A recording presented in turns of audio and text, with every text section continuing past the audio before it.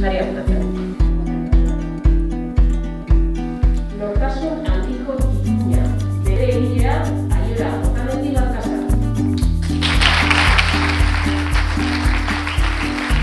Bere egilea, Inés Vergara Beora.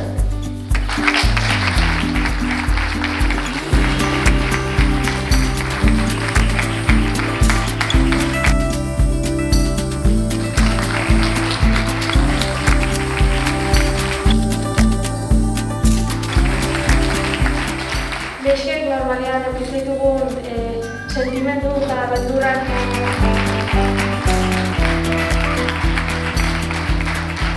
batzuek igual erabakitzen dute familiari idaztea azkeneko agurra esateko.